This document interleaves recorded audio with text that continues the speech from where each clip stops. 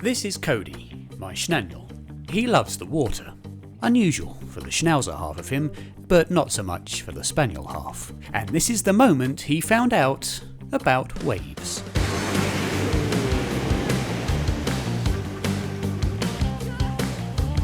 Like all dog owners, whenever we go to the seaside, I spend my time usually filming him.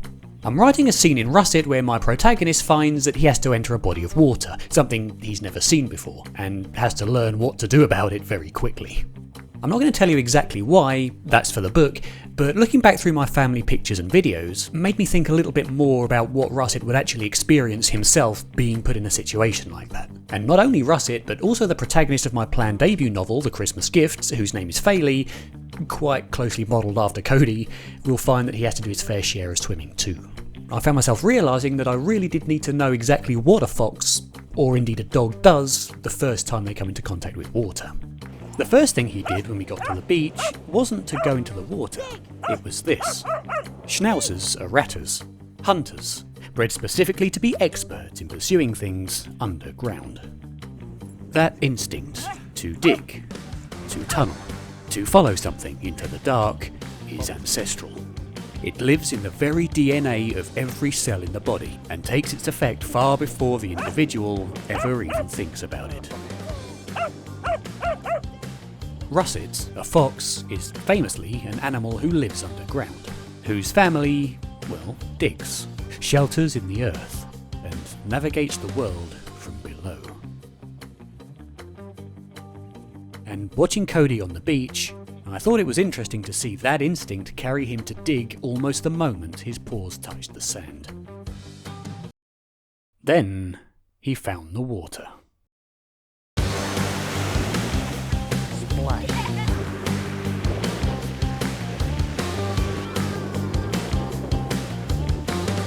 He started off by just getting his paws wet in the shallows back in 2022, when we took him to Harlyn Bay in Cornwall. There he had a good opportunity to meet the water calmly, in shallow pools on the beach in Cornwall's low tides. He met a variety of other dogs who were already a lot more comfortable in the water. Labradors, collies, even this little French bulldog, although it wasn't particularly the water itself that she was interested in. But Codii remained content with just spending this time only going into water, at most, up to his belly. Except on one occasion. He then didn't have the chance to see some proper water again until about a year later, when we went to visit the Lake District. And here it's especially interesting to look back, because you can see his brain kind of ticking in real time while he tries to make the decisions about what to do. This is what encountering an unfamiliar environment looks like, in a body that doesn't have language for it. Not fear, nor bravery. Just assessment. Pure, physical, present assessment. Luckily, my mum stopped my dad before he took Codii's decision away for him. No, Father, don't push him in, bless him. And then... this is calm water. No swell or unpredictability to contend with. The perfect place for a puppy to learn how to swim, although his technique still needed work. But eventually, he got the hang of it, until only a few minutes later, we couldn't get him out of it.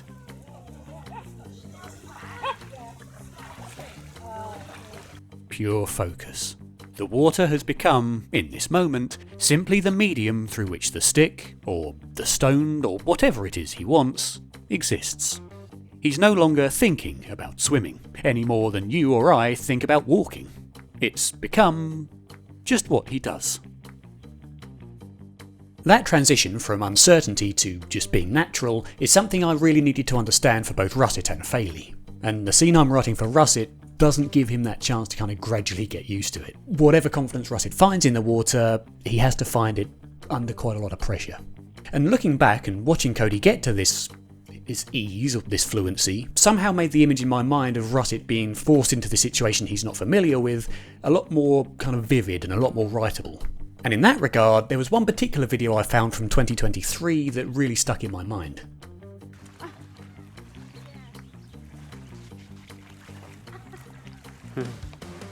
Generally, foxes, like Russet, prefer to keep away from water.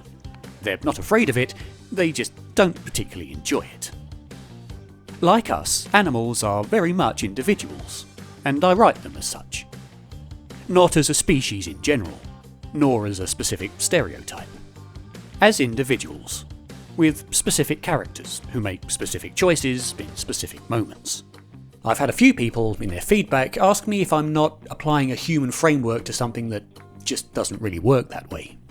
He answered that question a lot better than I could. Same species, same environment, different individuals, different choices. And that is not anthropomorphism.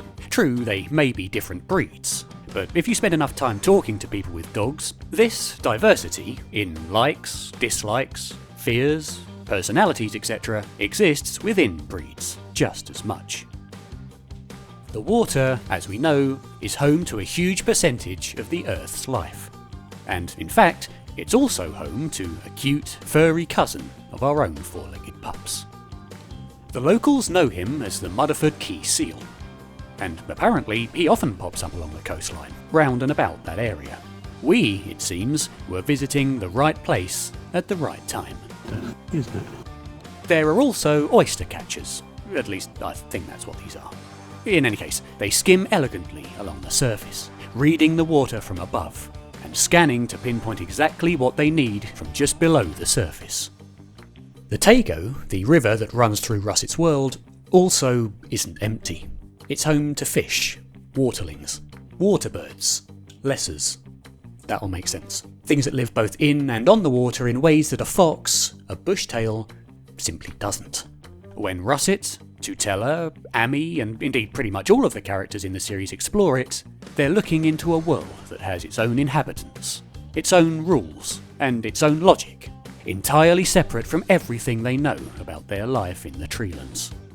So watching back as Codii swam happily through the lakes, the rivers, and the sea itself, completely oblivious to the ecosystem beneath his paws, besides perhaps the casual interest should a fishtail slap him across the nose, or a seal poke up to say hello, really adds a sense of depth to writing the interactions my characters have with not only the unknown worlds beneath the water, but also adds to the ominous, always veiled dangers hidden in their environment, that they could never even begin to imagine. And then the sea changed.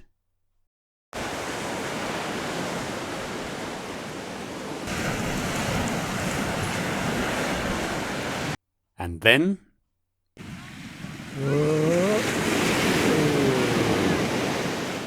And then...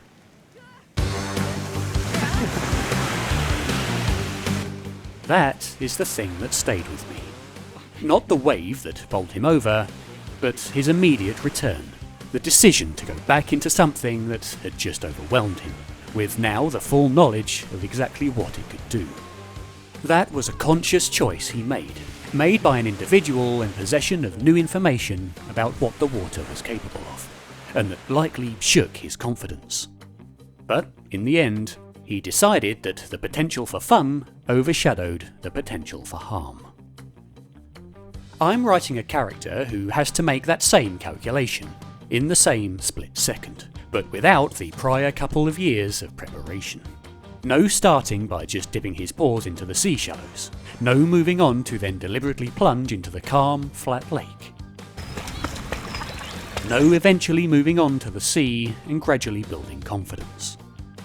Russet just has the water, the necessity, and whatever he can find in himself in that split second.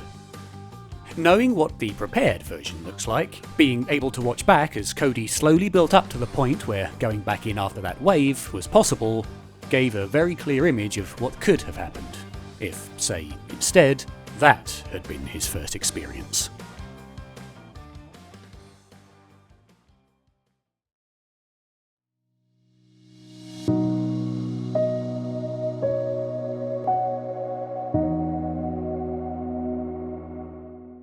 I take a lot of family footage, and I always back it up on multiple drives after the fact. And I do so because looking back on this footage can often teach you things retrospectively that you can use a little later on. such as what it looks like when a puppy gradually learns to investigate the water. The digging, the exploring, the tentative decisions, the bravery, the fright, the persistence, the alternative. And for me, a clearer sense of what I'm writing when I write Russet at the Taego and Faili at the Ponds.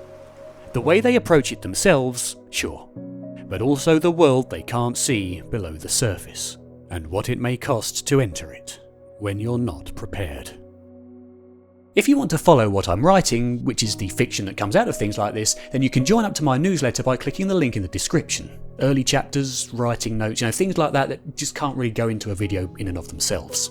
And if you've ever had a moment with your pet, or indeed any animal, where you've seen them make a decision and seen their little cogs whirring in their brains, then let me know about it in the comments. Those sorts of moments are the whole reason I make these videos.